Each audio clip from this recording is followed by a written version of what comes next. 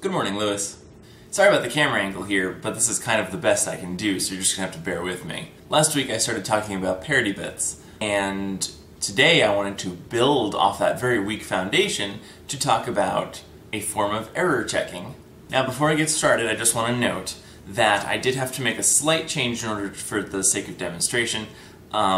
The cards I was using as parity bits, I've actually put inside of sleeves, which actually look different from the backs of normal Pokemon cards. Not that significantly different, so I think they look different enough that you'll be able to still sort of tell that they're a different bit even when they're in the face down position as opposed to the face up position.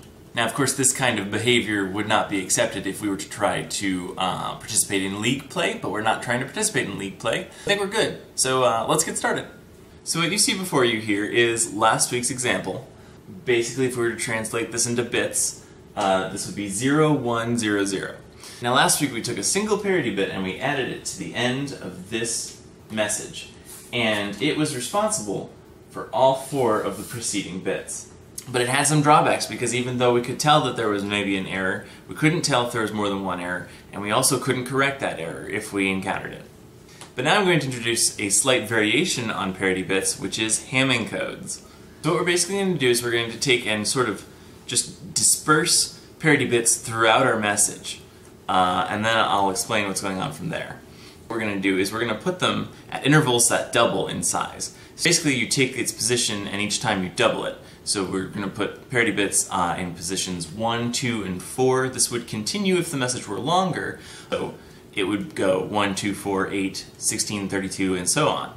Our message is only 4 bits long, so we only need positions 1, 2, and 4. So to start, let's add a parity bit to position 1 and position 2. And now we're going to add another parity bit to position 4.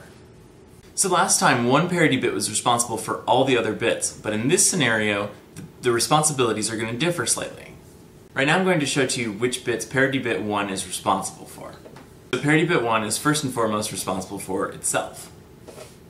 It's also responsible for these data bits. Now as you can see, this is a pattern. Basically it's 1 on, 1 off, 1 on, 1 off, and so on. You'll see this pattern continue in slight variations as we move along. This is parity bit 2, and it is responsible for all of these cards. Again, it's responsible for itself and then for 3 data bits.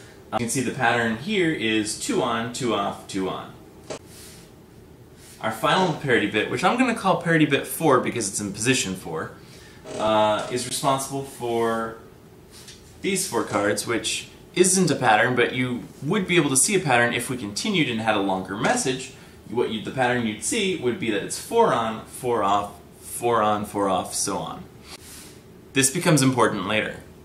So we still have to calculate what these parity bits are. So we're going to do it in the same way as before, keeping in mind the responsibilities I just discussed. So let's start with figuring out what parity bit 1 is going to be.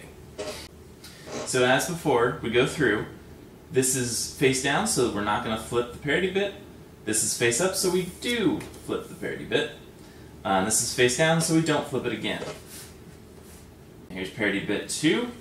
This is face down, so we don't flip it. Face down, don't flip. Face down, don't flip. And now finally parity bit 4. This is face up, so we're going to flip it. Face down, and here's our message. So now this message is ready to send. We're going to send it to our receiver, but, oh no, there was a problem in transmission and one of the bits got flipped. Here's the question, will the receiver be able to catch the error? Well, let's find out. They're going to do the exact same thing that the sender did. They're going to run through these bits in the same way, and their parity bits will be the same in terms of responsibility. So let's begin. Parity bit 1 has these cards that it's going to check, so it's going to go through, and it finds this is face down, so it doesn't change, finds this face up, so it changes, and then it finds that face down, so it doesn't change again. Parity bit 2, this one, and then these 2. So it's going to go through face down, don't change, face up, change, face down, don't change. Parity bit 4, it's going to look at these 2 cards, and it's going to see that it is face up, so flip, face up, so flip again, and this is face down, so don't flip. So now at this point we have two parity bits that don't match. We have parity bit 2 and parity bit 4. Now the great thing about Hamming codes is you can actually figure out, if it's a 1-bit error, you can actually figure out the precise bit that went wrong just by summing up the positions of the parity bits that are wrong. So if you sum up the positions, you get 2 plus 4 is 6, which means that if we count 6 in, 1, 2, 3, 4, 5, 6, this is the bit that's wrong. We know that we can flip it back, and if we were to run back and do the error checking again, we would find that it is now correct. Lewis, I hope that was at least a little bit clear, and possibly even slightly entertaining, I don't know. And if we haven't lost all our viewership, I will see you on Wednesday.